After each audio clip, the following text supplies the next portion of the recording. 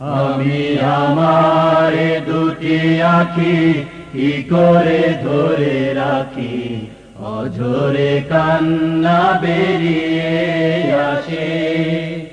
আমি আমার দুটি আঁখি কি করে ধরে রাখি, অঝরে কান্না বেরিয়ে আসে। যখন মাসের পরে মাস পেরিয়ে, মাসের পরে মাস পেরিয়ে 15 আগস্ট আসে,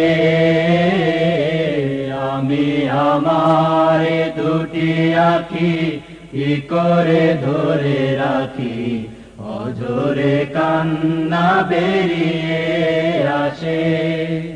আমি আমার দুটি আঁখি কি করে ধরে রাখি,